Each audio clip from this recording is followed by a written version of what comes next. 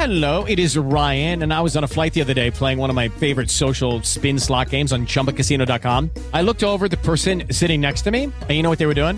They were also playing Chumba Casino. Coincidence? I think not. Everybody's loving having fun with it. Chumba Casino is home to hundreds of casino-style games that you can play for free anytime, anywhere, even at 30,000 feet. So sign up now at ChumbaCasino.com to claim your free welcome bonus. That's ChumbaCasino.com and live the Chumba life. No purchase necessary. VGW. Void where prohibited by law. See terms and conditions. 18+.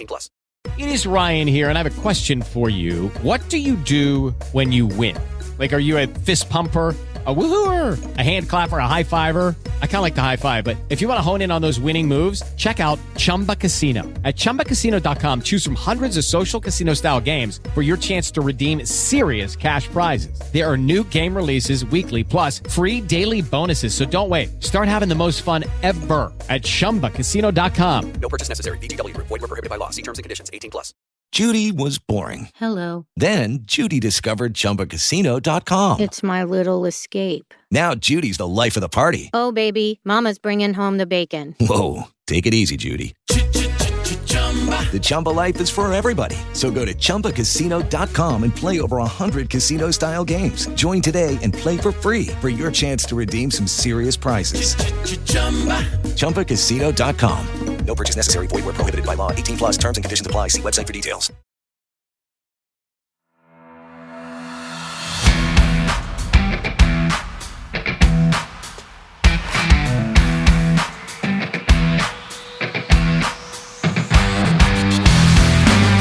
Welcome to the Wrap Podcast, the place to catch up on all the regional and national rugby in Wales. You can find us on all the usual social media platforms and message us through there if you want, or you can email us on welshregionalrugbypod@gmail.com. So all the boring stuff out the way, let's talk rugby.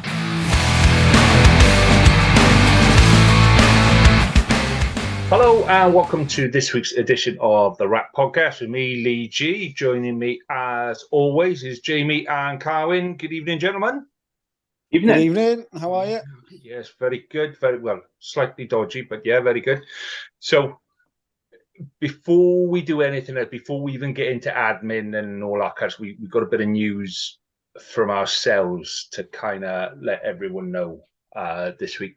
So those of you that are astute and can count to four will notice that there's only the three of us so far. So unfortunately, Reese has decided to leave the pod. He's got a hell of a lot of stuff going on and all sorts of stuff, and he just can't kind of commit to regular times and weeks and all that kind of stuff. So he felt it'd be best to give somebody else a chance and and just kind of step aside for however long. But he has promised us a couple of beers when we meet up. In fact, I think he said the first 3 or 4 rounds were all on him and the first round of shots. So, you know, Judgment Day is already looking quite good, you know, for next season. So, I just wanted to, you know, publicly say thank you to Reese because it's particularly Absolutely. the shots. But for those of you who are like listening and you are Cardiff fans, you might see him on a more regular basis, as I have heard a rumour he has applied to be the new Cardiff coach. So we'll just wait and see on that front. Yeah, we'll get onto Cardiff later. But yeah, we all just wanted to say big thank you to Reese for everything he's done for the last 12 months. And so when we move on to YouTube, you'll see that, you know, we're all pretty much old grumpy men. And Reese was always the one that was smiling and trying to that level head. No matter how much Cardiff are getting pummeled, there was still a smile on his face. So it was a good part of the pod. So saying that, you know, as one leaves, that opens up an opportunity for somebody to join us. And it was a pretty simple kind of request. Who would we like to join us that's a Cardiff supporter? So everybody please welcome Harley. How are you, Harley? Hello all, thanks for having me on. and let me fill Reese's big shoes. I promise not to talk about the Sharks game every other week. Please don't. Apart from just to reminisce, because it's not going to be as good this year. It wouldn't be the same if somebody didn't talk about Cardiff and the Sharks. It would seem weird somehow. But so big welcome to Harley. So we'll crack on again as we normally do with a bit of admin. We'll do drink of the week. So Harley, you're first up as your introduction to the show. Give us a flavour of who you are through the medium of alcohol. What have you got a drink of the week this week, mate? So I didn't manage to get hold of any beers or ciders, which would be my usual midweek drink.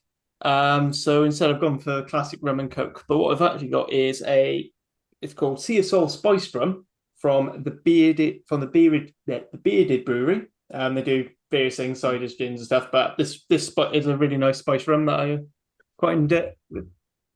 I thought would get me through this evening. That's good. I like the fact that that's a normal midweek drink. This is doing my normal midweek drink, and the rest of us have got to be strong-armed into having a midweek drink. But the rest of us haven't got a little one to kind of. It sounds like he's got it from your drinks cabinet, Lee. No, I finished with my drinks cabinet. Yeah, that's Harley's drinks cabinet puts mine to shame, mate. He really does. Well, if it wasn't for the fact I was missing a couple of ingredients, I did have a couple of cocktails I was gonna do for the first couple of weeks, but I think they'll just be special occasions or particularly bad losses. I'm looking forward to that already. Carwyn, what have you got, my friend? All right. Well, I've gone for nothing too hard, but just the king of beers, as I found it under the stairs from Christmas. So I thought I'll finish them off as well.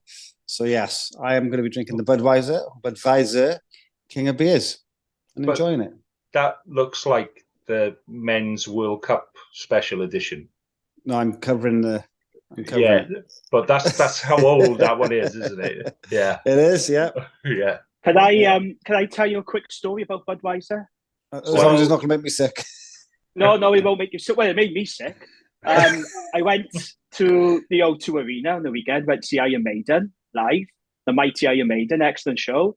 So I get to the O2 Arena. The first thing I do when I see any band, go to the bar, have a beer. Went to the bar. Budweiser was the beer that they were serving at the O2. I was like, yeah, have a pint of Bud. How much do you think it cost? Oh, stop though. In the O2 tenner. Yeah. £8.50. £8.50. £8.50 for a pint of Budweiser. O2, you robbing bastards. That's what I want to say to that. It'd be cheaper to just not tap on the guy next to you and just say piss directly into my mouth, to be honest, and you get the same flavour. It probably would have tasted better as well, if I'm honest. But oh dear. You're talking of Iron Maiden, Lee, I'm sure one of our old school friends, Phil Whitney, used to be a roadie, part of the road crew with them. Or maybe still is. No, he lives in Australia. Shrewsbury. No, is he back in Australia? Oh, I knew he went to Australia. I knew Shrewsbury now. Is he? Well, yeah, he was a proper red banger. Oh yeah. But get him on the pod. I want to talk to him. Oh, we'll get him on. Hear these stories. But Phil reach out. Yeah, Phil was one of the quietest players. He barely said boo to anyone, and he was rock solid. Nobody got through him. He was built like proper rock. Anyway, Jane, what have you got? Well, you'll be shocked, I tell you, that I do not have a Tiny Rebel beer this week. No way. I know. Stand by. This is something very different. I have a Spanish IPA. Ooh. Fiesta. And it's called Fiesta. Yeah, it's 4%. It's very light. It's very fruity. And I will say, it's actually very nice.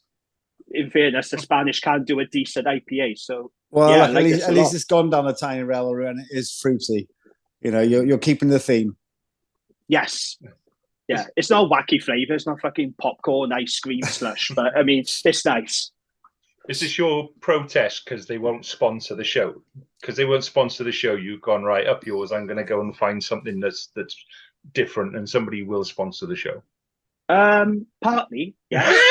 But I do fancy a change because I'm constantly drinking Tiny Rebel and people have said to me, am I on commission? Are they sponsoring the pod? Unfortunately, it's no to both of those questions. We're going for something different for the next few weeks. Okay. Well, I've got a can of Dead Man's Fingers that I found in Tesco.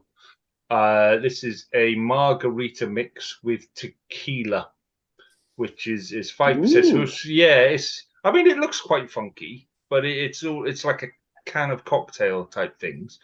However, that's going to stay firmly closed on the side there because I'm still on water on doctor's orders. After drink of the week is water. You might as well have just said drink of the week is water. I know, but I bought this fucking stuff and I'm like, oh, that looks quite cool. And there's like a range of them. I thought, okay, that'll be, a couple of weeks worth there. I can go through them. And then I left them in the fridge. So I bought 6 on the weekend. I left them in the fridge. Both my boys are home from college and uni. That's the last bastard can left. So what's the reason? Lee, just what is the reason you're drinking water? Do you think when you were in Mexico you were spiked? Because I've seen one of the videos of you dancing, and I wasn't sure if that was just you, being normal or something had happened. That is genuinely how I dance, my friend. That is just me getting. Do you know? On the dance floor in Mexico, right? So you're in a big hotel, there's lots of kids around there. I say kids, 20-year-olds and all that. So you were kind of dancing stuff. with the kids, yeah. So they were rocking up some 90s tunes, and we're going through Prodigy and the House of Pain and all of this kind of stuff. And I'm giving it, and I'm looking around, and all the kids are on their bloody phones like this. And I'm no, you dance when the music's playing. Move the feet, move the arms, move the head. No, look at me. And I'm like, what the fuck was that about? Waste of time. If it's not on TikTok, it never happened. But I just wanted to say, because it's funny that you've got Dead Man's Finger, because obviously they're more known for rum. And so me and the wife, birthday present from the wife, I went and made my own bottle of rum. So at some point, I'll be cracking this open on the show. I've called it Smokeosaurus Rex. So I've made a nice smoky rum. I may or may not be willing to share with people, depending on the occasion. Every week, this section gets longer and longer and longer. We're going to end up having 2 sections. You're going to have a beer of the week pod, and then a rugby pod. So, anyway, right. I still haven't got an introduction sorted for you, Jane. Because I can't be asked, it's too difficult. Bloody amateur! You're bloody hopeless. I know, complete. I'd complain. I'd complain to management if I were you. Anyway, Amateurs. Here we go. Jamie's news desk. I wish you hadn't said anything, to be honest. That needs to be clipped and put on Twitter. It really doesn't. Okay, now. Right. Okay, so let's start off with the most surprising news then of the past week. Alan Wynne-Jones going to Toulon as a World Cup medical joker. Jones is going to be there to provide cover for his teammates who are at the Rugby World Cup, of course, in September, and the top 14 season is kicking off next month, which is ridiculous, isn't it? But that's how they operate in France. Yeah, that was a bit of a shocker, that was. I don't think anyone saw that coming, did they? What were your thoughts on that? Alan Wynne-Jones being signed as a medical joker for Toulon? Well, Carwyn, you're the Ospreys boy. Was that expected? I don't know. I don't know if it's expected or not. Obviously there was probably a lot of people after the services, a lot of clubs after the services. There was a lot of mention in the Premiership, but then people just sort of signed themselves out of that those rumours, those talks. But fair play, good luck to the boy. If there's any player, he's thoroughly deserved it, and hopefully they'll keep him there longer than just a medical joker. He'll get at least 1, maybe 2 seasons out of him, and in what him and his family deserve after all the service they've given to Welsh rugby. He has been up until this point a one-club man, and there's not many of those players around these days who can say that. So fair play, good luck to him, and I wish him well. Well, to be fair, Hugh, that was on the pod a couple of weeks ago, commented on the Barbarians game when Alan Wynne-Jones came on for the Barbarians game in his Bonamine socks. Yeah. And he said at the time, Alan Wynne-Jones is off to Toulon. So, I guess a couple of people might have kind of seen that coming, but yeah, it's a bit of a bizarre one. Not bizarre. If there's any club you're going to go to, great location, Big money, great league to play in. What a fantastic experience. Well, it beat Swansea, didn't it? I mean, you got a choice between Mediterranean or Swansea. And a full house every week. A full house every week to come and watch you. Yeah. It'd be a shock for him, mate. It'd be a shock to hear people cheering when he comes on the pitch. He'd be like, what the fuck's going on? So I know. Where'd all these people come from? I think he's looking forward to being back with Biggs, to be honest, and they can reminisce on all those beastings in Switzerland while sipping a nice bottle of red, watching the sunset. I did like the Toulon tweets that they put out with a picture of the stadium. The sky was red with the dragon coming through and a couple of Welsh flags there. I thought it was very nice. Anyway. Yeah, cheers, moving on. Yeah. So what else? Okay. Well, some other surprising news. I certainly didn't get any wind of it until the day it happened. But the Dragons are looking for a new defence coach. Simon Cross, he's left, and he's gone to become boss of Old Glory DC, Major League Rugby. He was approached by Old Glory, apparently, Simon Cross, and they made the playoffs last season. And I didn't know this. Harley would know this because I know he follows MLR. They're part owned by the Scottish Rugby Union. Really? Which I didn't know. Yeah, if people, if you want to listen to more rugby podcasts other than just Welsh Rugby, the Scottish Rugby blog podcast, Scottish Rugby Pod, they take the piss out of it furiously about how they were quite happy to buy a team in MLR, but didn't want to pay for the women's players. Oh. But yeah, it's DC seems like a really good team. I think they ran. So I'm trying to remember the actual team names, not what David Lawrence from Scum of the Earth nicknames all these teams. The New York. So yeah, they've narrowly lost out to New York in sort of like their semi-final before playing New England Free Jacks. And I'd say overall MLR probably. So it's definitely going to be a good signing. And let's be fair, he's avoiding the shitstorm that is Welsh Rugby. Yeah. I don't blame him. It's a fantastic opportunity for him, isn't it? You can't blame him for him and his family, but it just means Dragons are going to have to try and find someone else to come in. And they've got a bit of time. I mean, the season doesn't start till October. But if it was me, which of course it isn't, but if it was me now, I'd be going all out to try and get Gethin Jenkins in as defence coach. Because I actually think Gethin Jenkins did a decent job as Wales defence coach. If it wasn't, I don't know what you're laughing for. It's true. I'm not laughing. I don't want. He's laughing. I don't know why. Lee's laughing. Right. But listen, if it wasn't Gethin Jenkins, who else would you go for? Yeah, I suppose. It's whoever it's available, isn't it? But I would go. Who was the last Scarlets defence coach? Because they like taking people from the Scarlets.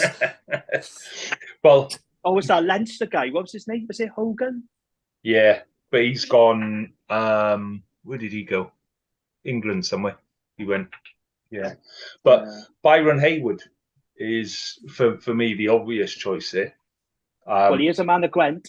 Yeah, and he's coached in Gwent, so they could go down that route. Yeah, and I said before I didn't rate him that highly when he was with the Scarlets, but keeping it local. If you're local, come and play for Gwent. Yeah.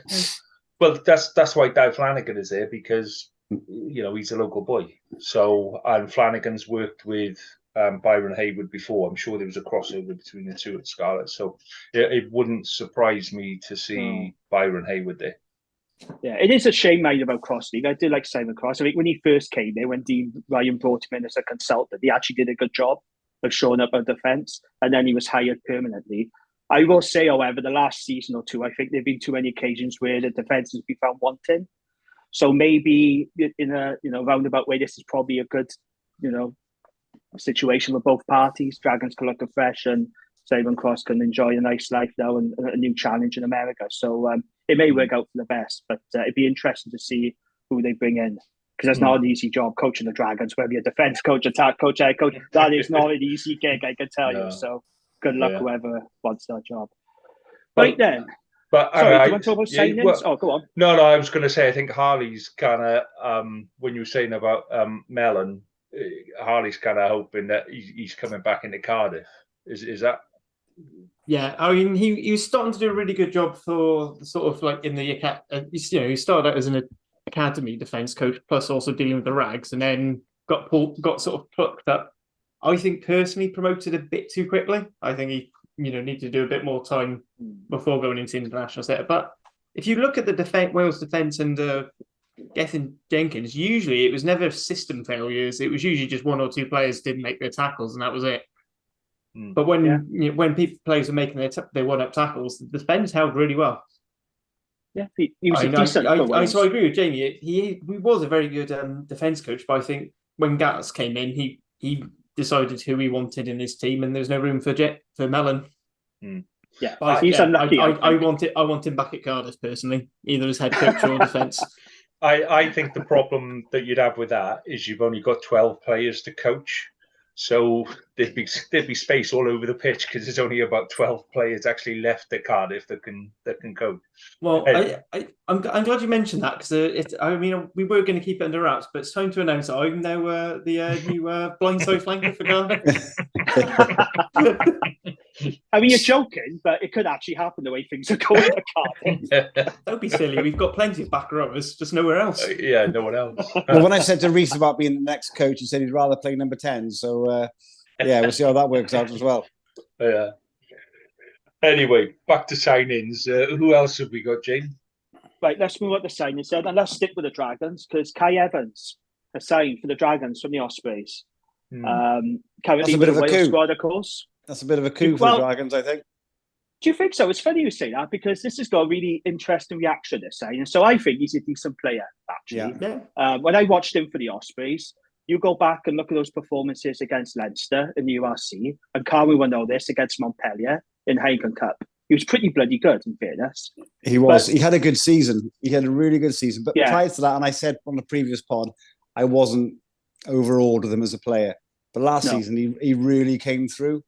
Yeah. And, he's got into that Welsh squad now. And I think it's a great signing for the Dragons.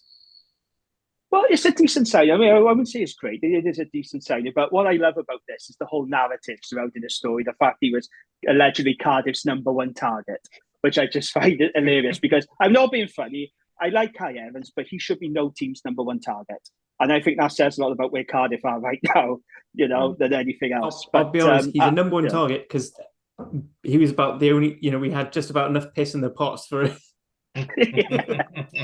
Oh, Cai Evans. Well, saying that, as soon as he got called up to the Wales squad, he was like, well, he's out now. He's on a different pay bracket.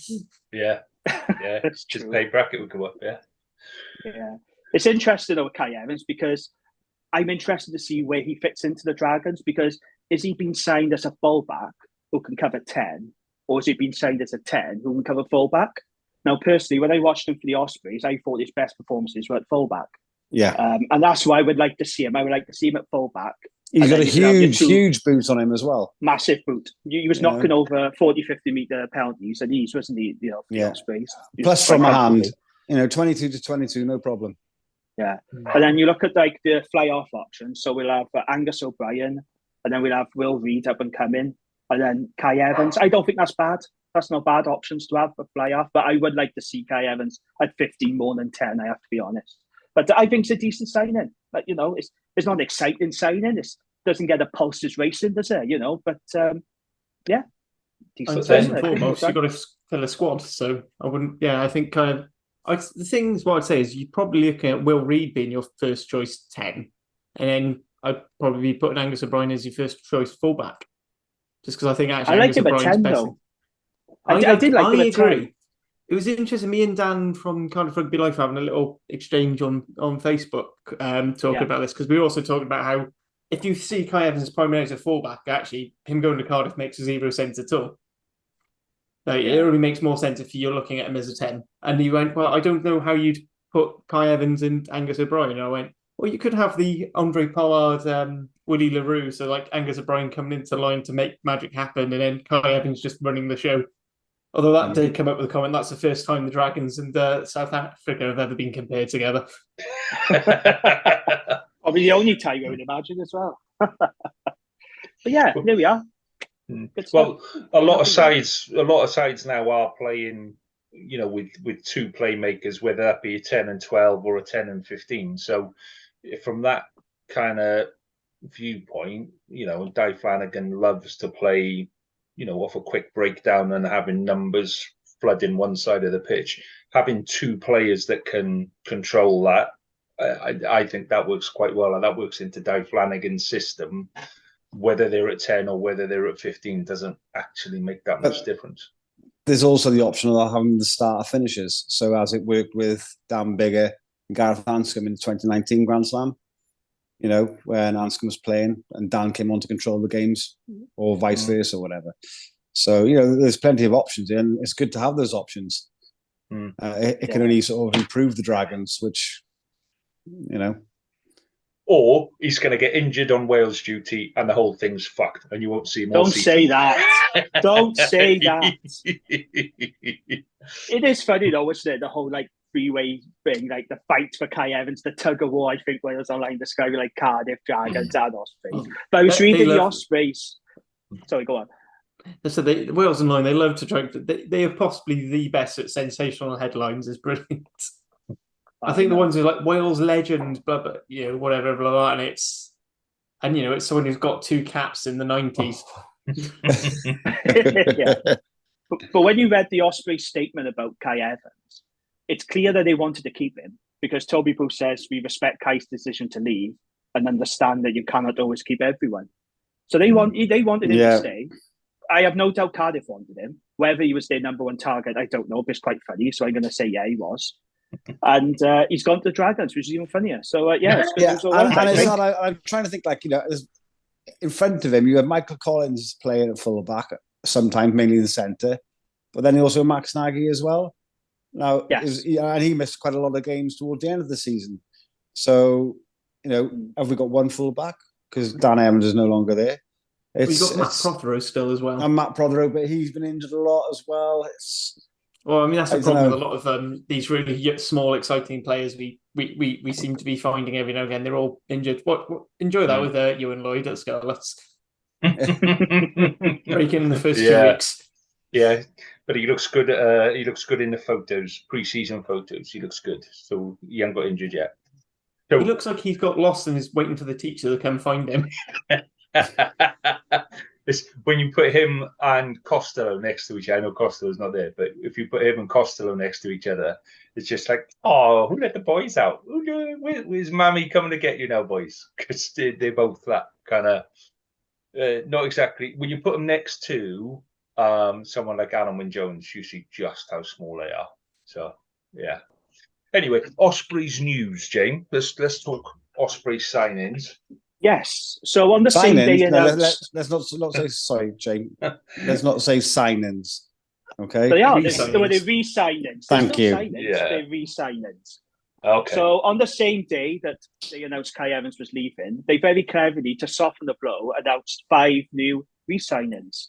So they've re-signed Tristan Davis, Will Griffiths, our Lord and Saviour, Rhys Henry, Luke Scully, and Ben Warren. So that's good news, Carwyn, isn't it? It's nice. Don't get me wrong. It's great to have players staying at the region, But like you said, we've been waiting for relievers. This, waiting for proper signings, and it really irks me when great news coming out of the Ospreys camp. We have a re-signing. No, I want to see a signing. I want to see some fresh blood come in. I want to see someone with experience come in. People to guide that ship. And just again, when the Six Nations is on, people who aren't going to be called up for those international duties, but who have that international experience come in and have some intent with the Ospreys. That's how we were before. Admittedly, we don't have the same purse strings we had when we had all, Marty Holler and Philo and all that, and Jerry Collins. Those days are gone, boy. Those days are long gone. You can forget about those days. But I think we need to bring in some high caliber players who will be with us through the Six Nations and the time when the boys are away. Sorry? You've signed James Ratty. Yeah. So you have made one new signing. Yeah. And he's not going to play now. He's not going to go into a Wales squad again. No. Yeah, he's a good player now. Well, hopefully he'll improve. He is a decent player, but it's just I just want to see some signings, some more signings, because I see everyone else signing and I don't see us move. I don't see the market moving. I know Boothie was online the other day after with the Cai the Kai quote there saying, we are looking at the market as well, and we'll wait and see. But it's the season's nearly upon. Well, I say nearly upon us. It's a late start of the season, isn't it, with the World Cup and everything? But we need to get people in there, get them into the season, pre-season now with the boys, and start bonding and getting ready to tear up the URC. But this is going to kill me now. One thing that the Ospreys are really good at, is developing their own players, particularly forwards. They're not so hot on backs, but they've got a really strong set of forwards coming through. You look at the under-20s now, under-18s, they're packed full of Ospreys forwards. So, I wouldn't be too concerned about bringing players through and, instead of forking out massive money for a big name, you can see that it's actually being invested in. That investment is paying off. I do know they are looking globally. They are looking for exiles. They're looking for people with the Welsh links. I do know this from a close source, which is great. And hopefully these players will come through soon and have that impact. But we just want to see the statements made of saying, right, this is who we've got. They're in the camp. I wouldn't hold your breath. I think you've got to be fairly realistic as well. Bear in mind now, when last season, I think Scarlet's budget was about something close to nine or Scarlets were closer to the Leinsters, Munsters, and all the top teams. Cardiff and Ospreys went far behind on about 8 million, and the Dragons were about 5. At least from last. I mean, it might have changed since last time I looked at it. So it makes sense that the Dragons can release other players and sign lots of new players because their budget hasn't come down the same relative amount as the rest of the regions. And fortunately, Cardiff made a gamble during lockdown where they re-signed basically the whole squad.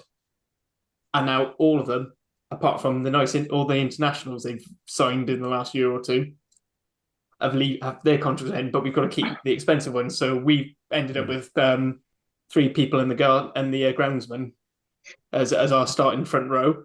To be honest, I think retaining players is is about as good as we should be hoping for now. And then hopefully maybe next season when the budget's not reducing as much, that's when you might get that extra signing. Well, I think there might be £1 or 2 left in the bank now. Alwyn Jones has gone to Toulon, so that's going to help certainly. It depends on how that was phrased, because wasn't he on a special? He was on a very special contract. He wasn't actually Elite 38. He was, I think, WRU were like 80%, and he was still on that old dual contract deal because he's only playing for. They acknowledged that he was basically only playing for Wales at that point. Yeah. So I think you might have to check someone who's more close to the contracts, but from what I remember reading with Alwyn Jones, but it should free up some money. That's why. As much as I hate to see Josh Adams go, because I think he's the exception that proves the rule about Welsh international signings. Well, that is a rumour I've seen. He's been brilliant for Cardiff, but he'll bring in that's a lot of money. There is a rumour that he may, and I say it's only a rumour, that he may come to the Ospreys. Which I'll quite happily take. Yeah. I mean, I feel like I don't feel like you need, well, saying that, I mean, you do for the vast majority of your wingers are either old and broken or quite slight. So actually having someone as robust as Josh Adams might be good. And like I said, he can play wing, centre or fullback. So he can play wing or fullback. Can't we get carried away as per usual? Carwyn's got much scrum half as well. He can play inside centre. He can play fly half. Play wherever he likes as long as he signs. But Okay, so what else have we got then, Jay? Yeah, I just want to mention this as well. Sam Davis had his move to Grenoble officially rubber stamped on Monday. If you remember, there was an interesting situation around this. So they were supposed to be relegated, Grenoble, because of financial reasons. They got themselves massively in the shit, and the union fined them and they docked them a lot of points. So they were supposed to get relegated to France's third tier, the National. What happened was Grenoble appealed it, and they won their appeal. So that means they will stay in Pro D2. Sam Davis transfer is now confirmed, but they are going to start the new campaign on -6 points. So, it's all worked out well for Sam in the end, and good luck to him, I say. I really liked him at the Dragons. I thought he was a good signing. Yes, he lost his way, I'd say, the last couple of seasons or two, but he was having to burden a lot of responsibility, because we had no other fly halves there or any sufficient quality. So Sam was literally playing week in, week out. And he took a lot of flack from some supporters, unfortunately. But I can guarantee you, in this new season, where if we get injuries or our 10 start to struggle, I guarantee you those same supporters are going to say, well, we should have kept Sam Davis. I guarantee you it's going to happen. But good luck to him. I like Sam Davis. I know some people rubbish him. I like him, and I say good luck to him. Talking of ex-Dragons players, Corey Hill, he is signed for, I think it's like a 4th division Japanese club. So he's left the Welsh squad for a World Cup to go and play in the 4th division, which could possibly be only one season, because he said he hasn't given up hopes of playing for Wales again or whatever. So I don't know what the story is there. Just what I saw the headline earlier. Yeah, well, I think Ospreys are welcome to him. You don't want him. Good luck. Have him. No. Yeah, I think if you walk out of an international training camp, you pretty much sign your resignation note from future caps. Nobody in Wales wants him. To be honest, he'd be lucky if he gets anywhere in England. I can't see anyone in France actually wanting him. So, 4th division of Japan sounds about right to me. So the club he signed for is called, I don't know if I pronounce this right, it's called Seacom Ruggets, right? They are actually a home security company. So you've signed for a home security company, basically. The irony of that.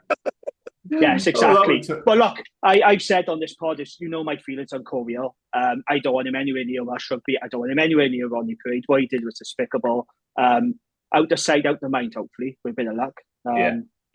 That's my thoughts on it. Sorry. If you just go back to Sam Davis, though, because I know David from Scrum of the Earth, a huge Sam Davis fan. He loves I'm sure him, he'll be happy.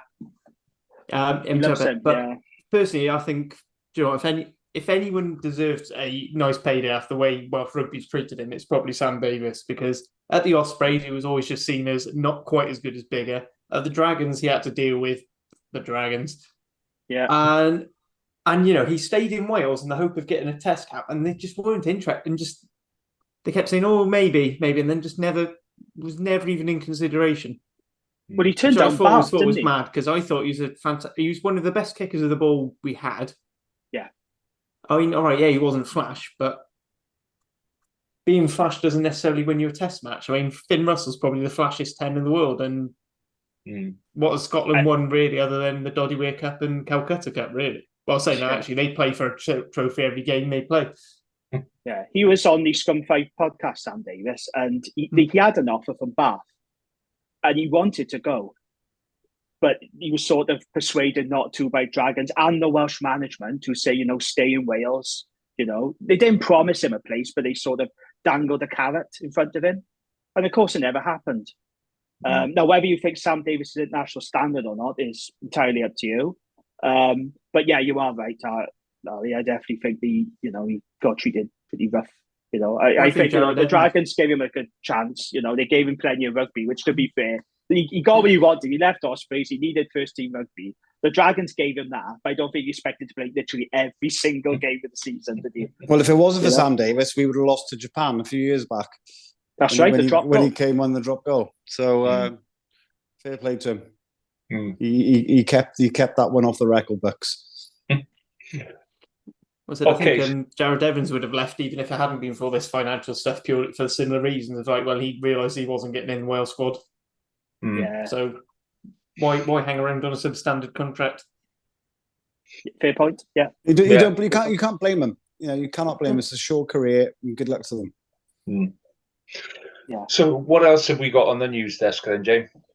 Well, just one last thing. I thought it was quite interesting. I was reading on BBC News today. So Liam Williams has been talking to the media, and he's saying he's going to miss the Six Nations next year. Yeah. Because it clashes with the Japanese domestic league. So he said this: I haven't really spoken to Gats about that, to be honest. I spoke to him about leaving and going to Japan, and he was okay with that. I won't be able to play in the Six Nations next year. So I found that quite intriguing. I just wonder, after this World Cup, will we see Liam Williams in a Wales shirt again? I wonder, I doubt it. I doubt we will. I think the likelihood of him picking up an injury at some point in the World Cup is quite high. The likelihood of him picking up an injury in Japan is quite high.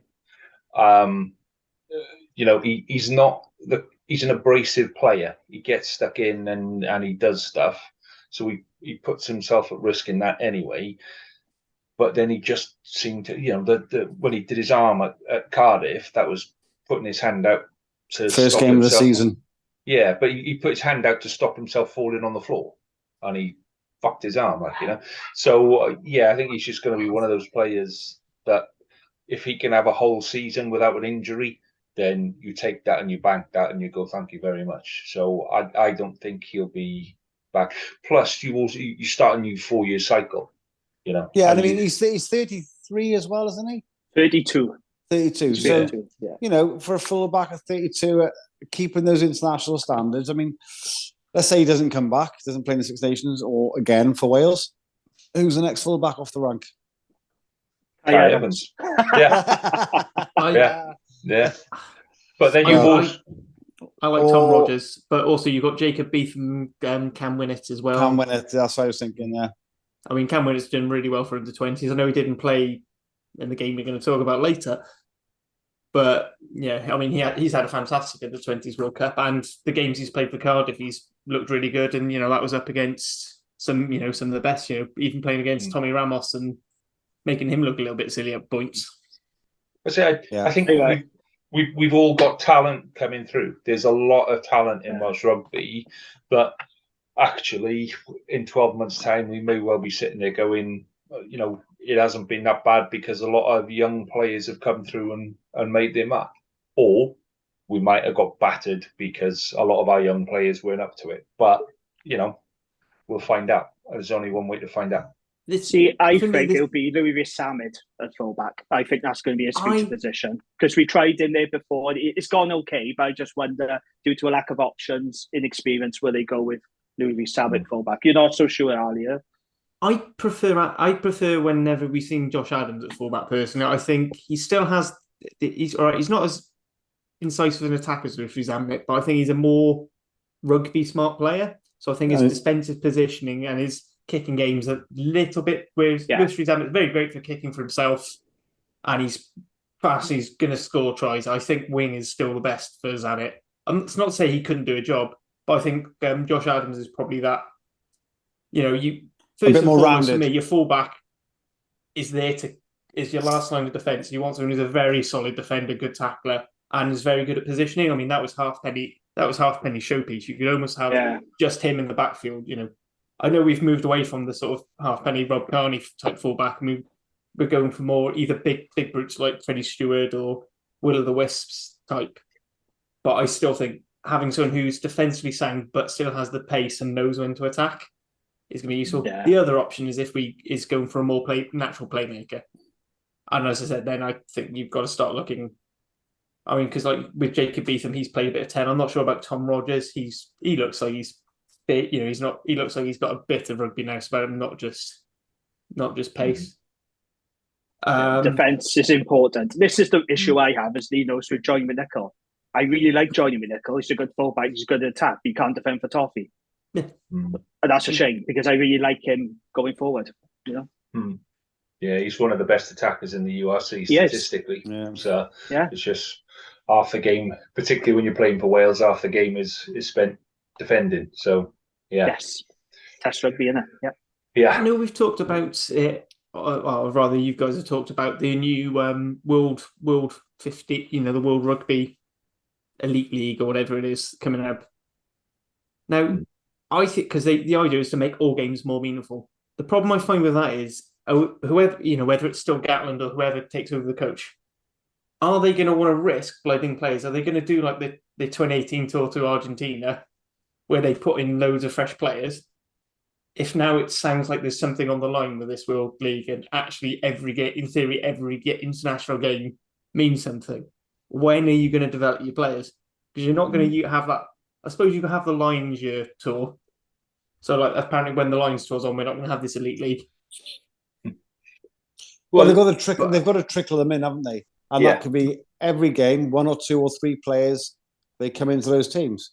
And that's the only way that they're going to get better. They have to be introduced to that standard of rugby. And if that's the only way they're going to do it, by putting 3 uncapped players into a squad, great, or into the first starting 15, brilliant.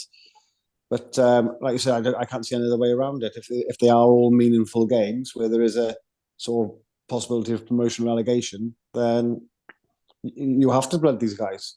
There is no other way around it. I think whoever's Wales coach, is just going to have to turn around at some point and just say, look, these periods it's going to hurt, but we need to explore depth. We need to go that and just try and treat the Welsh public like you're always going to get the Facebook and bottom of the Wales Online comment section idiots. But I mean, even if he doesn't do that, they're the same ones who are going to be moaning about us not developing players. I think when you say when a coach says this period is going to hurt, the bit that they're talking about is the coming season. This coming season is really going to be shit because we're going to have to put a load of new players in. I think particularly after this World Cup, it's going to be rough. All of Welsh Pro Rugby is going to have that. Well, apart from maybe the women's game, but that's got other issues which are for other conversations. Yeah, agree. I'm still not sure about that. Say this 15-team league or whatever. I think you just keep the Six Nations where it is. I think then, I think the Southern Hemisphere should align, and we have the summer tours back and forth. I think you should scrap the autumn, or in the autumn you play those second tier teams. You play the Fiji, Samoas, the Georgias, the Romanias, or whatever, and gives them experience. And once they're improving, like we lost to Georgia. But once those standards are coming up, then think about going, do you know what? Then we could have these two leagues, promotion, relegation. I think that's possibly the way forward. But I think it's been completely overlooked. Yeah, I think it's gonna go. I mean, if you look at now, like Scotland under-20s are in the second tier of the under-20s World Cup. They're in the Rugby Trophy. Yeah, Georgia are all right, and again, spoilers if you haven't seen the game, but Wales, yes, beat them in the semi-final. But, they turned over Argentina and they gave South Africa a good go in, and they beat Italy under 20. We're now saying that those players now, in 3-4 years' time, won't be able to play against Tier 1 opposition again until a World Cup. They'll all be playing for the Black Lions. Well, it just seems like a way of killing. It's just another way of ring fencing and stopping the development for no reason. Yeah, Tier 2 teams have been shafted in this World League, that's for sure. Shall we move on now then? Well, let's move on to the under-20s and then we'll talk about the URC season coming. So now that we touched on the game last Sunday, it was last Sunday, wasn't it? Yeah, it was last Sunday. Yeah. So what did you make of the Wales 20s in the tournament and that game against Georgia? Well, I'll let someone else talk about that game because I missed that game due to my own daughter's match, but I did see the other 2 games. So before Georgia, firstly against the All Blacks, had they not shut off for the first 10, 15 minutes of that second half, a win was on the cards, And then the second game against Japan, obviously Japan were playing very well. They lost a player and they lost the second to the sin bin, and Wales, fair play, they came through and they shone through and deservedly won the match. But I was just looking at some of the other results there. And New Zealand got humped by Australia in the previous game. So they're playing for 7th, 8th place, is that right? So then so they'll be playing Georgia for 7th, 8th, and then we are playing Australia for 5th, 6th, which even if we lost is one of our best for quite a while. For a while, isn't it? Yeah. So I think it was when Sam Davis was in the under-20s and we made the final. Yeah, and then obviously the 2 top teams there, Ireland, France. I think Ireland beat them in the Six Nations, didn't they? Didn't Ireland win the Grand Slam this year? Yes, but again, that was at home. This is a neutral venue, so let's see if they're there. Although I'll be honest, the pitches are so terrible. I think they could end up both breaking all their ankles.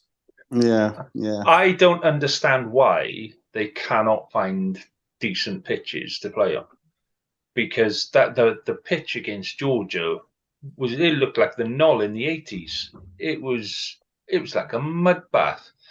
I you're on the world stage. You know this is coming, and that's the pitch that you turn out. That's not right. Do you know That what I was, mean? I think, was it, they had 3 pitches and they were basically trying to chuck 3 games on a day. Yeah. A day, yeah. And there's the other thing as well. Like, these are young men, and they're going for, it's supposed to be development. They've got Rugby World Cup size squads, so they're about actually they're a bit less, than 32 man squads, and they're doing a 5-day turnaround. Get 5 games in like 3 weeks. It's mad. But yeah, unfortunately, they went, Cape Town, the Western Cape of South Africa is lovely. Yeah, when it's not in the middle of winter. But wasn't it? They picked the one bit of South Africa that actually has a winter. But wasn't there snow there this week? There's been snow in South Africa this week, and you're like, come on, people, this is bizarre. But again, because it's the middle of winter there. Yeah, but I thought in that Georgia game, I thought there was, you could tell it was a tough game, particularly up front. I think they outmuscled us up front. Oh, they did. They got shafted in the scrum. They packed in a number on us. They did. Well, as you'd expect. I came to the game like about 5 minutes late, and I turned it on, and I didn't check the little colour coding in the top corner there, and it was reds against whites. I thought, lovely jubbly, we're Wales, we're red, off we go. They said we were going to get shafted in the scrum. Look at that, we've just destroyed them in 2 scrums. Oh, hang on. Oh, no, we're playing in white. Yeah, we're getting fucked. Can I just give, with those first couple of scrums where on our ball, kudos to Morgan Morse for how well he dealt with the retreating scrum, because he's going to have to get used to it. But there was the Georgian number 6. There was a period in the second half, and I'm not even going to try and pronounce his name, but he was just like, we had the try in the corner where he basically detached from the maul and then ran round the side and then literally grabbed hold of the player and tried pulling him back as he dived over the line. And you're like, that should have been a yellow card. And then there was about 3 or 4 incidents after that where he was at the centre of everything. Like, there was handbags, there was stamps on the floor, there was all sorts of dodgy stuff going on. How he stayed on the pitch is beyond me, because he should have been. They found the air to good gods there. I'm so happy. I think I'm gonna have a go. I will have a go at pronouncing him. Zazadze. Rati Zazadze. I like the shit. I think with Holly Davidson as a ref, she's gonna, if you score the try, even if that she's more likely to get, she's gonna let. I mean, most refs will. There's only, I think I've only ever seen it 2, maybe 3 times where a yellow card offence is committed, and in the act of scoring a try, and they've actually yellow carded them. But I just, I said the Japan game was a weird one where they conceded. Japan lost a player. They conceded a penalty try from basically their scrum being. Basically we did what Georgia did to us, to the Japanese scrum, and they just went, no, you've been punished enough. But the Japan game was a weird one. Georgians are big lads from a young age, aren't they? Yeah. The Japan one was a weird one because the scoreline did not reflect the game. We were under the cosh for large periods of that game. But focusing on that Georgia game, I thought this was an excellent result, because let's not forget, this is a Georgia team. We're making real strides at age grade level. Okay, they narrowly missed out on the semi-finals. They beat Italy, they beat Argentina, and I wasn't expecting Wales to beat them, to be perfectly honest. So I thought it was an excellent result, and we run in 6 tries, I think it was. And we were under the cosh up front, big time. We knew that was going to happen, but I thought it was a very, very good win. And as for the tournament itself, I think it's a chalk and cheese from what we saw in the Six Nations. I think real strides have been made. Credit to Mark Jones. And players like Dan Edwards played some excellent rugby. Cam Winnett and Dan Edwards have been very, very impressive. I tell you who I liked. I like Louis Hennessy in the centre. Yeah, Yeah. there's a lot of good players, and Ryan Woodman is leading the team really well. So from a Dragons point of view, that's good to see. I think it's been a positive this tournament. I really do. Like you said, Georgia, they beat, like I said, Argentina and Italy. Italy beat South Africa. So it's the gap's getting closer under 20s wise, isn't it? And it's good going forward. In a few years when these younger lads are playing up in the seniors, and it's just good for World Rugby. Yeah, I think the problem is for some teams that these lads are playing the seniors. I said that when I think Yestin mentioned last week about how many of the France team were playing top 14. Oh yeah. Top 14 rugby, and then I said we just have really can. Although I suppose for this game, Shea Hopes played URC, who came off scrum half, who came off the bench. Can I just make one thing absolutely clear that Mark Jones should be sacked for? Do not put the replacement scrum half in the 23 jersey, for fuck's sake.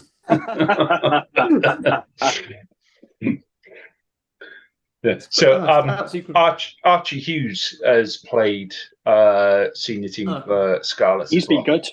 Yeah, been very good. I've really like. Would you like to? I've got a couple of stats now. So, all right, admittedly, it's joint, but you guess which stat he is joint top of? Tackling. Not tackling. Dominant tackling. Tackling. So him, That's Johnny impressive. Green, and Lucas De La Rua. So get a Cardiff name in there. All got 2 dominant tackles each. Morgan Morse, he was second in he was joint. He's put down as third, but I mean he's joint second for tackles completed with 15, but also made the most carries. So big win for him. I hate bigging up Ospreys players, but when they're as good as he is, I think it's especially when you realise that he's done 4 80-minute performances in 3 weeks. Well, as long as he stays, I don't care. That's great. I was going to say he's putting himself on the market, ready for. Well, I said, is he going to get past Morgan Morris into the starting team? Well, I said we've only got 1 year left. We've got some good players in that back row, and we are lucky at the moment.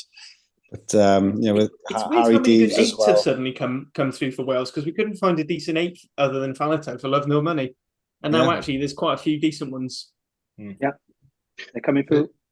I see the bit that I liked about that under-20s game on Sunday, right, was the fact that we knew we were getting shafted up front, so we moved the ball away.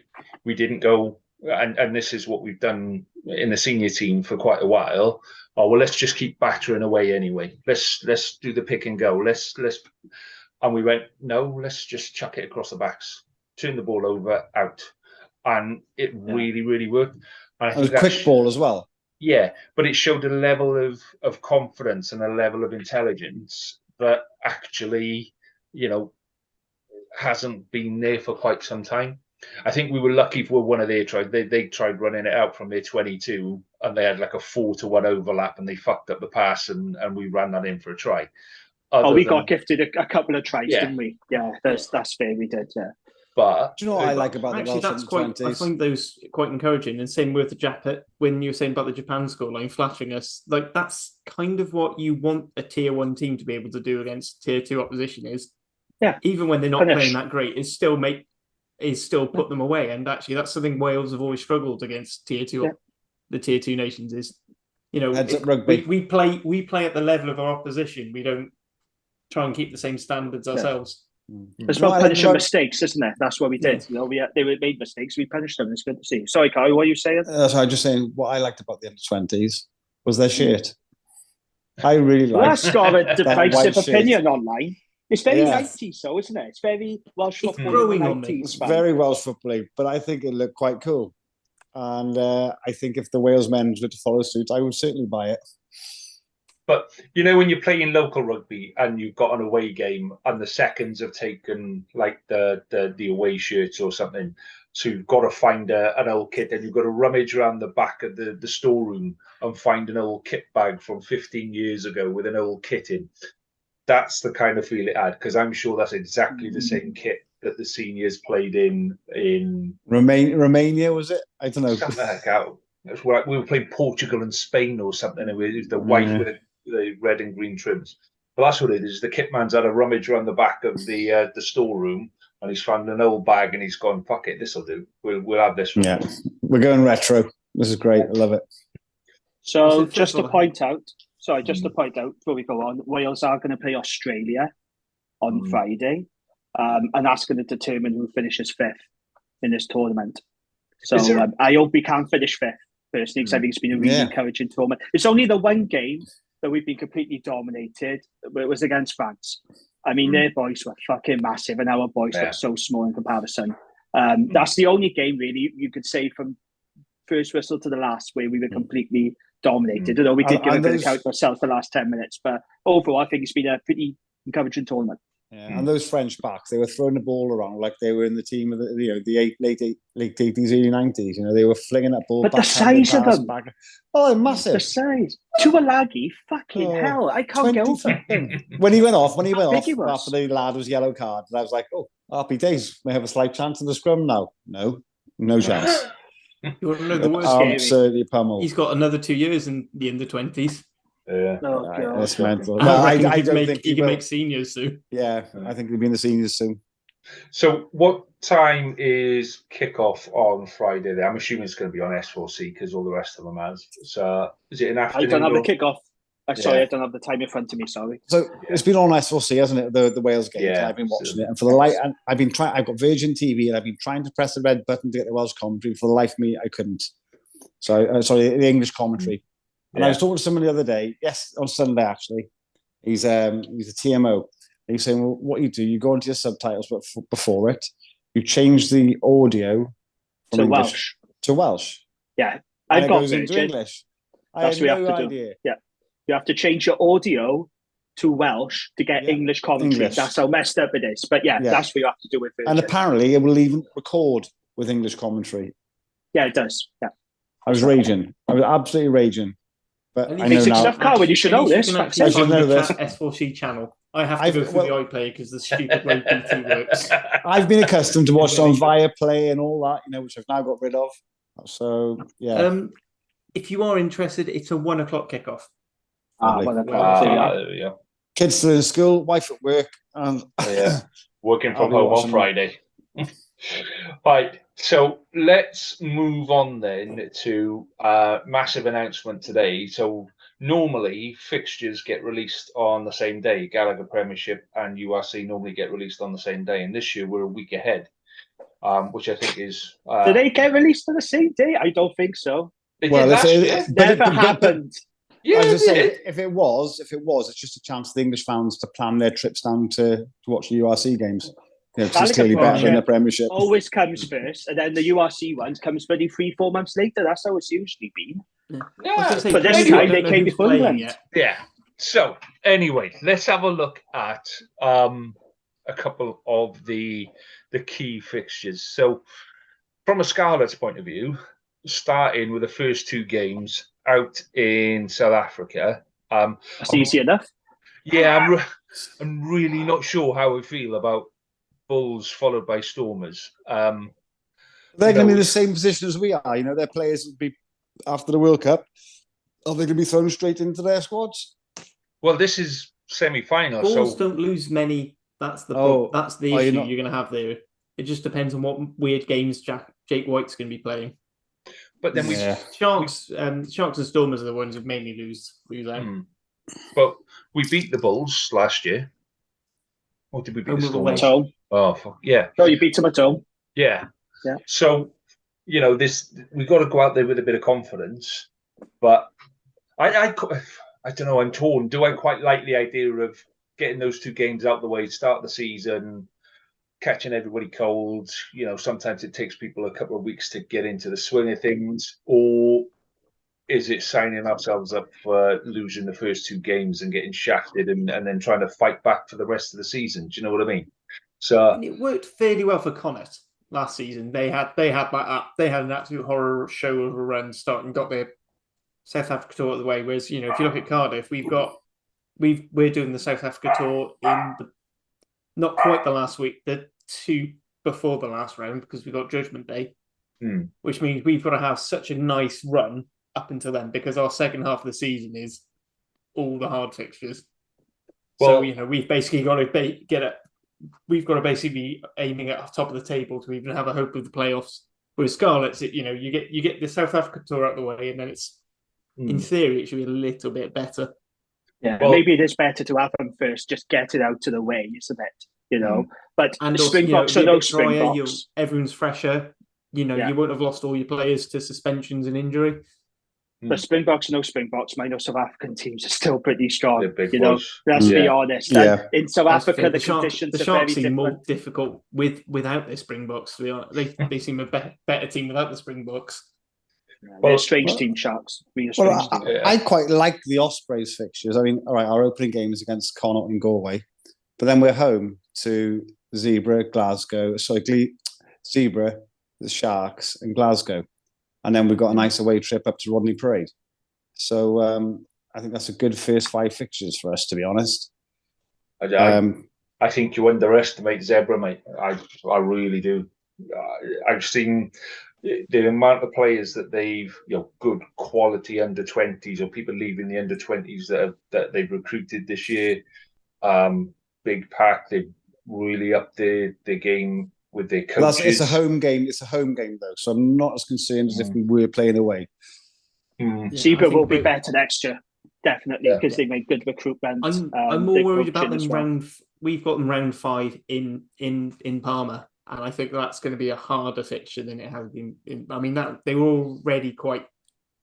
They weren't, they were easily beatable, but they weren't nice to play against. Whereas at least at home, they're still not quite travelling. Same as Benetton, they've solidified home, and now they're starting to become a little bit more of a pain away.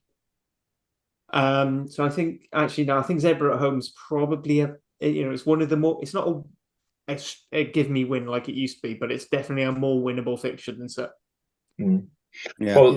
I was looking at Cardiff's fixtures through March, right? So in March you've got Leinster. So you got Leinster at home. We've got Leinster during Six Nations. Leinster will lose a lot of players, but they've got endless clones. Welcome to the Ospreys, Wales. That's been our normal season. We've got 12 people. We've got 12 people plus a groundskeeper. Exactly. Then you go away to Glasgow. Then you're away to Munster, and then you're away to Ulster. And you're like, holy then it's fuck, home boys. home against Edinburgh. And then you're off down to South Africa. We've not had a very good record against recently. And then, as I said, it's Lions and the Sharks. So we're finishing up. We're almost finishing up with the Sharks. Basically, I'm guessing they were preempting race, still being on the podcast. So they put Sharks last. That's what I'm saying. Our start of the season, we've got Benetton at home. Benetton are getting better each year, but we seem to just, as long as we're not away and using a completely novice backline, we won't lose by 69 points. Then we've got Dragons and Scarlets. I think this is probably the best chance Dragons have of breaking that hoodoo. Oh, they will. Me and Jamie said this the last few seasons. They can't beat Cardiff. They could put up the under 12s and Dragons still won't beat them. I said there are only 2 wins of the season at this rate. And then we've got Bulls. So then we're Bulls at home. So we go away to Dragons, away to Scarlets, home for the Bulls, away to Parma. Then we're back home for Stormers. Stormers we beat at home last season. Bulls, we were very close the season before. It was just like we just ran out of steam. I can't see it being anywhere near as close this time. And then we've got our European break, and then we've got the Christmas derbies wherever we're playing the Ospreys, whether it's going to be St Helens, Bridgend, or Ealing. Well, let's talk about that because 3 Ospreys matches in the fixtures have venues TBC next term because there are clashes with Swansea City. 2 of them are South African teams. One of them is Lions. Who's the other one with? I can't remember off the top of my head. I think it's Lions and the Sharks. Yeah, and then Cardiff is one of these. Yeah, Cardiff is one of these. There's a report today in several news outlets that Ospreys are considering moving games to London. So in a bizarre and perverse way, we could see Ospreys playing in Ealing after all, Carwyn. Well, what do you reckon to that? I hope not. Let's say Like I say, it's like we spoke earlier. People are just trying to wind stuff, dig the knife in further. I don't know what they're trying to do, but like we should be utilising the grounds we have here in Wales, utilising the support we have. And like we said, Bridgend or the Knoll. Yeah, I'm. If you're gonna run, the whole point of a region is you have different, areas that you pull from, don't you? And I think the Ospreys could use it as an opportunity, just like you said, Carl, a game in the Knoll, a game in Bridgend or whatever, to spread a bit of love more than anything. Yeah, because they certainly get the crowds, at those stadiums as well. Like, and they got to be fit for purpose. Yeah, they got to be fit for purpose, Carwyn. Yeah, Bridgend you have, but not the Knoll. Is the Knoll fit? Not the Knoll. No, I think it's likely to be Bridgend or St Helens, but they have played Bridgend in recent years. They played the Anglo-Welsh Cup there. They played the Dragons during COVID. Yeah, they played Dragons during COVID. So Bridgend looks likely. Sorry, Annie, what they played when the Italian teams at the Knoll recently as well. So no, they played Benetton at St Helens. They played Benetton at St Helens. I'm sure they've played. I'm convinced they played him. But I mean, considering the game, the sort of average crowd, Welsh sides get actually going to somewhere like the Knoll or St Helens, will actually probably make a better home advantage as well, because it's going to look busier. Because I mean, I've been to the Swansea.com and it's pretty soulless because it's just so big. Yeah. I mean, even though we're getting a fairly decent crowds in comparison with the other three regions, it just doesn't look or have that atmosphere about it because they're not all closed in, Well, I'm reckoning that it's just another way of winding Ospreys supporters up through the season. And every time that you have a game that I think you'll have probably more games this season move to other places. And as soon as you do that, people will be, whoa, there's a merger coming there. Or everyone wants to jump on the bandwagon, don't they? I think I might start putting some rooms out for the middle of the season. See how you fuckers like it. I was half tempted to put a thing after the pod when they said one of the Dragons buyers was named. I was going to say, I wonder if it's Boy 11. But I can see why actually going to London would make sense, particularly for the two South African games. The only problem is then that again negates the home advantage thing, because apparently there's quite a large fan base of South Africans. Yeah, loads of Southers in London. So actually, that would be great, because there was talk about potentially even doing one of the finals there, or actually basing one of the South African franchises there. Cheaters. Personally, I don't like it. I agree. I think going to one of the other grounds going to one of the other grounds would be a much better. Yeah, no, absolutely. Much better thing. I was just one question I'd like to ask. I know me and Jamie have both discussed it before now with actually when the fixtures are, as opposed to not just the order but like the time of day. So I've only done Cardiff because I'm selfish, but I was having a look, and actually Cardiff only have one Sunday game this season, and that's away to the Dragons in second round. Most of our games are the quarter past 5 slot on a Saturday, which I think is actually a fairly reasonable one. I mean, I feel like the 3 o'clock prime time one usually should be bedtime, but actually we still have 4 games are at 3:15 on 2 on a Saturday, and then the 2 for the regional derbies. We're going to have that, and then we've actually got quite a lot of Friday night games, which I know is going to make some of the Cardiff faithful really upset, even though I think Friday night Cardiff Arms Park is one of the best atmospheres out there. It is good. I enjoy going there as well on a Friday night. But so the Ospreys have got 3 Sunday matches. Scarlets and Ulster both at 3 o'clock kickoff, and then we have the Stormers, which is a 6:15 an evening kickoff on a Sunday. Yeah, it's just bizarre. Ooh. Yeah, that one is that an away game? That is away. Yeah, that's an away game. So that's not going to affect you that much in terms of crowds and whatever. The bit that I pick up is Scarlet Ospreys is on a Sunday and Cardiff Dragons is on a Sunday, and I'm wondering if that's some kind of test for moving some of these bigger games to the Sunday fixture where there's nothing else on. You know, Cardiff and Swansea both competing with football teams constantly. And I'd say Newport County's probably as well. I don't know, Jamie, you might be able to correct me on this. I'd say Newport County's probably as big, if not bigger, than the Dragons as well, even if it isn't as high up in the leagues. Yeah, it's football, isn't it? Football is popular than rugby full stop. I think crowds-wise, on average, I think it's pretty even. But of course, the benefit that Newport County has is they have away fans, which does make a difference, believe me, as someone who goes to football and rugby. But, every time the fixtures come out, though, there's always pissing and moaning, isn't it? People don't want Saturday nights. People don't want Sundays. They want Friday nights, and some people want Saturday afternoon. You will never please everyone. Every time the fixtures come out, there's piss and moaning. You cannot please everyone, right? Because if it was up to me, I would have every single Dragons game on a Saturday 3 p.m. because for me, that is the best kick-off time, right? But even then, you'll still get people pissing and moaning, saying, well, I can't go to that because I play rugby, I play community rugby, or I go and watch my local team. It's like, well, it doesn't matter what day, what time it is, someone is going to be moaning like fuck. Yeah. Well, that's the one thing I've learned. The Dragons-Ospreys game on the Saturday is a 5:15 kick-off. Now, that's a still decent time, and especially if you're going, right, I'm going to watch the match and I'm going to go for a few drinks after or whatever, and you've got the day to do whatever you want. So I don't mind that. Yeah. That's why I think the Sunday games work, because you don't have clashes with other stuff. You don't have clashes with, you don't have clashes with football. You don't have clashes with a community game, and you can make a bit more of a song and a dance about it. And I'm wondering, with those two in there, is that a bit of a way forward?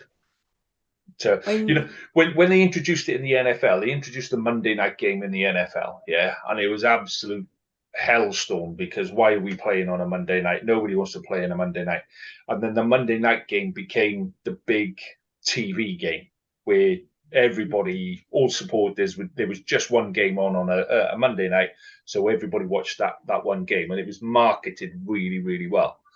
So that's what I'm thinking. If there's one big game a week, whether it be Cardiff Dragons or whatever, you can really market the arse off it and go, this is the big one. This is the Sunday game, and everybody watches. Top 14. The top 14, the Sunday night game, they only have one fixture on the Sunday. That is their big showpiece game, and then all the other games kick off about the same time on the Saturday, and all the evening games as well. And actually, if you look at the World Cup, they're all quite late times. Because in France, but it's difficult. In France, they love the fact that the game kicks off at 9. And then you carry on, carry on thinking. Different culture out there, isn't it? In Europe, they love what in Spain they watch as well. They like making a big thing of the Thursday night and the Monday night game. I think part of it is if you market it well enough, like Kingspan and at the Kingspan for Ulster and Glasgow, and I think actually Edinburgh as well to an extent. They make a huge thing of the Friday night game. I'm saying yes, it's how you kick off the weekend. You finish work, you get in. I said I loved Cap. I think Cap is one of those venues where actually a Friday night game works really well. Yeah, when I was in Ireland, I used to love going up to the Kingspan on a Friday night with some mates. We watched the match. I go and try and watch all the Welsh regions who were playing up there in Ulster, and then we straight out into Belfast for a night out. It was great. Yeah. So when I looked at the Dragons opening fixtures, the biggest takeaway for me was 4 out of 5, the first 5, are all at home. So we've got Edinburgh at home, which is a reversal because we went to Edinburgh the first game, got absolutely battered, and that was the end of Dean Ryan, of course. So we've got them first up at home. The Cardiff game is at home on a Sunday. That is the day after the World Cup final. Yeah. Now, I don't know if that has any impact, but that is why it's on a Sunday. I'm guessing it's due because it's after the World Cup final. We've then got Munster away in Cork, which is going to be very, very tough, of course. It doesn't get easier then. We got Leinster, but that's at home. We got the Ospreys at home. And then we go away to the Sharks and the Lions. But the Ospreys haven't got the best of records in Rodney Parade, have we, at the moment? So no, they haven't. But 4 out of those 5 games are home, which, some Dragons fans like, others don't like. I mean, I'm not keen because that leaves you a long block of away games to have them so condensed like that in one block.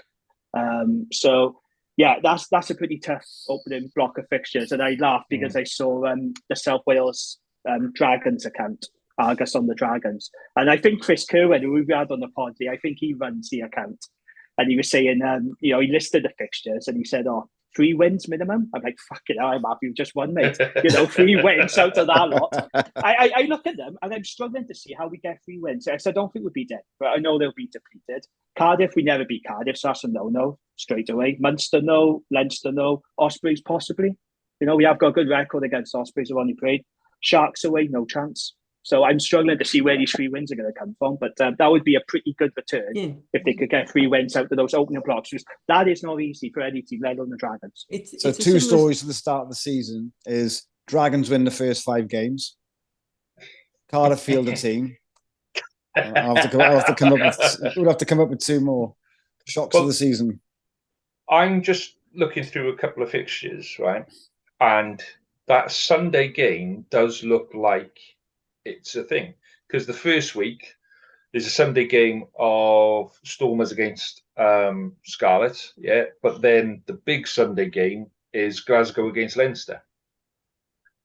So it looks like every week there's one Sunday game, or possibly 2 if it's a South African thing, but there's one big Sunday clash. So looking at TV schedules, I think we may well have uncovered the secret kind of strategy for this season about how they're going to maximize the viewing figures, and that Sunday game is going to be the big game every. I think you're hitting the nail on the head there as well, because if you look at the time that Sunday game, particularly the later kickoff, the sort of 5 o'clock, because obviously the Premiership they do, they have a Friday night game, they have a Saturday game, sometimes 2, and then the Sunday game. The Sunday game is usually about a 2, half 2, 3-ish kickoff. So by having a game kicking off at about 5, you've got a chance to pull some of that audience, because otherwise you're just competing. And actually, it's before the top 14, because one of the bits of news actually that went under the radar is actually Viaplay have the rights for the top 14 again this season, which is actually quite nice to have that. Have that random game in the middle of the night. It's interesting you point out the TV thing, because clearly it's 2 different models. So like for the Premiership, they've gone for, we're going to have select game one, they're going to have their select games, and then for the majority, they're going to play a set kickoff time.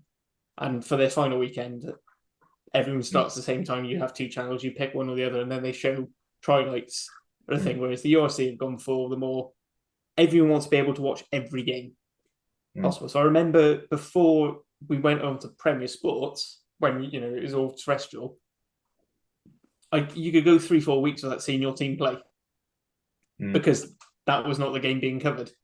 So I think you've got to compromise this if you want to be able to watch everything. So for me, I'm a rugby nerd. I'll try and watch every game I possibly can. So I remember watching results on teletext. That's because you don't get Carwin. Teletext? You sit at the clubhouse after a match and wait for the score and Swansea. But you had to wait for the numbers to come round. Like 3-7-1, and then you had to wait until it went all the way through and back round, and then same score, right, back around again. 3-7-2, 3-7-3. Yeah, it's a bloody nightmare. I remember those days. I remember watching a Lions tour. We were in the clubhouse, and teletext was on the big screen, and you were all just sitting there waiting for the score to update from the Lions game. I feel like this is the most ridiculous way of watching a Lions tour. But anyway. But TV calls the shots, doesn't it? As much as we all moan about it, it's not a lot the clubs can actually do, because it's dictated by the TV companies. Unfortunately, the fans don't get a say, and it's a shame. We would all have our preferred slots, but unfortunately, TV calls the shots, and they dictate when they get played. So if you're a Welsh side and you want it free to air, you've got Scrum 5 that can only really do the 7:25 Friday slot on Friday. Yeah. S4C similar, with their rugby channel, they might be able to slip in like a 5 o'clock game on the Saturday and maybe another one on Sunday. But all these free-to-air TVs have their new, because they're free-to-air, they need to have news at a set time. They've got other long-standing programs. I mean, if you want it all on your nice browser and you've got the thing, then you've got to fork out for a subscription service that'll pay for it. I But then just you would. get to the issue of there's so many bloody things you've got to pay for. I mean, I could do a solid hour on how much it actually cost me just to watch 3 leagues. Never mind the fact that like the Premiership, you've got to pay extra if you want to watch one of the games that's not being broadcast. If you want to watch Challenge Cup, you've got to pay for the streams now. And then just the thing, people ask me if I follow Super Rugby, and I'm not paying for Sky for 3 months of the year. I'm not paying 30 quid a month for Sky Sports to watch 3 games when I'm already paying for Viaplay, Sky. It's the way of the world, though. You got to pay for everything now. I mean, you got to pay to read the South Wales Argus now. That's what I say. Everything is behind a paywall, a subscription. It's the way of the world. But can I just make a really quick point? This is an important one as well. People seem to think that when the URC starts, that Wales or the internationals are going to go straight back into the regions. They fucking won't.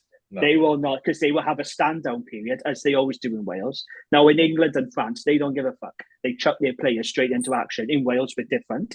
We won't do that. Well, they do for most of them, do they? Certainly do in England. But this is why playing Cardiff, second game from a Dragons point, it was really good, because Cardiff are going to be far more impacted by national call-ups than the Dragons. I don't expect any more than 2 Dragons players in the Welsh Cup, to be perfectly honest. So I think this is a good time to play them. I think Cardiff is a weird one. It's not the number of players we lose, it's the players we lose. Like losing Thomas Williams and Josh Adams and they're really big players. So we don't necessarily always lose the most of the squad, but the players we lose are the players that we need. The players that make the whole attacking structure work. But when will we see the internationals come back? That'll be the thing. Again, because people think it won't. Usually it's about a 5-week stand. It's usually like 3-4 weeks 5 weeks stand down, unless you're the Ospreys and you beg and plead to get Adam Beard back 2 weeks after a Lions tour, and then wonder why he's playing like shit for 6 weeks because he hasn't had a break. He's played every game he's been available for 2 solid years. Sod him. If you're paying him, play him. Get him on. Good luck to him.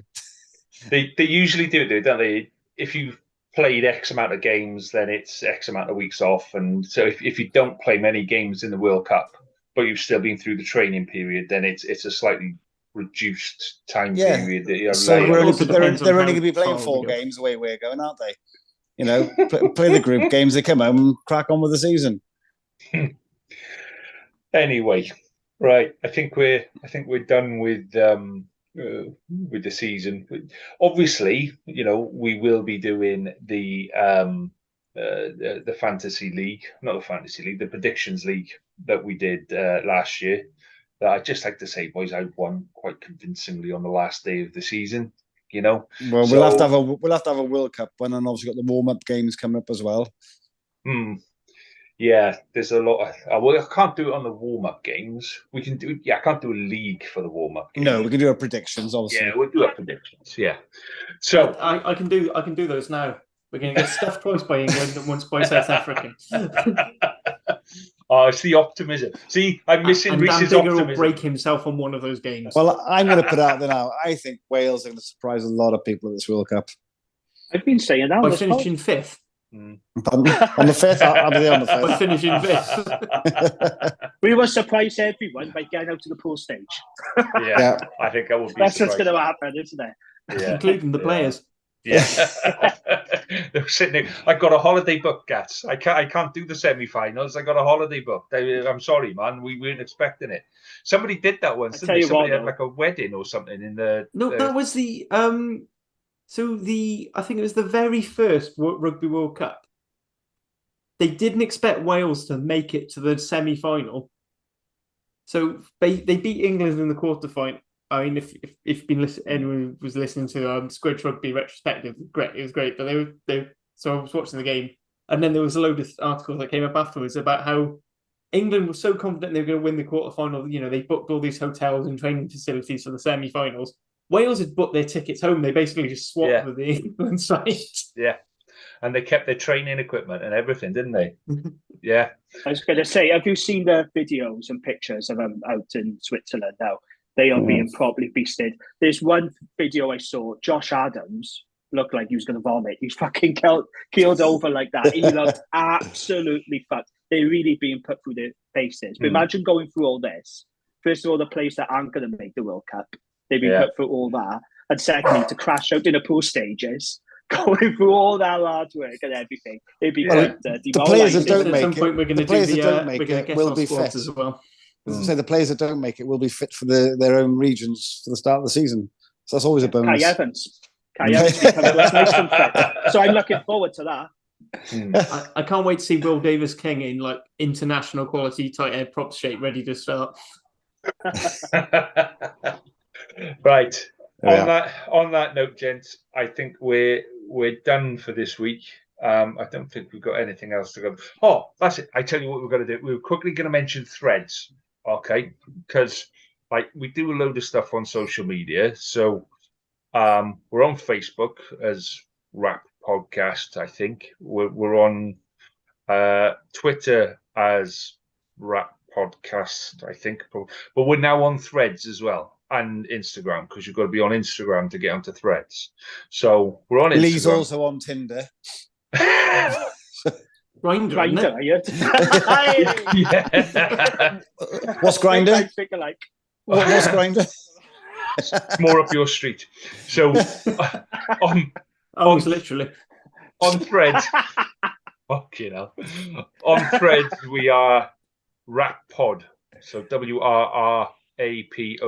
And the good thing with Threads is because barely anyone has joined it so far in Welsh Rugby, if you search for Welsh Rugby, we're the first ones. There's us and the WRU and some bloke called Robert who's put Welsh Rugby in his thing. So, do join us on Threads and Mastodon and Twitter and Facebook. And Mastodon isn't a great name, though, is it? I mean, Mastodon. I mean, Jesus. Very good band, Mastodon. I've seen them live. They're very good band. Fucking right.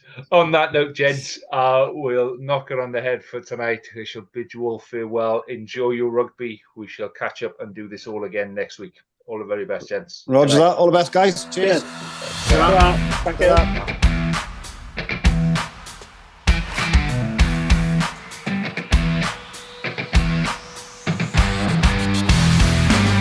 Thank you for listening to the Rap Podcast. We hope you enjoyed listening as much as we enjoyed recording it. Please do rate us and tell your friends, as it really helps us to grow and get better. We'll be back next week with more of the same, and until then, enjoy your rugby.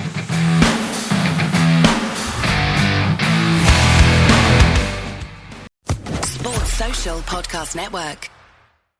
With the Lucky Land Slots, you can get lucky just about anywhere. This is your captain speaking. We've got clear runway and the weather's fine, but we're just going to circle up here a while and get lucky. No, nothing like that. It's just these cash prizes add up quick. So I suggest you sit back, keep your tray table upright, and start getting lucky. Play for free at LuckyLandSlots.com. Are you feeling lucky? No purchase necessary. Void where prohibited by law. 18+ terms and conditions apply. See website for details.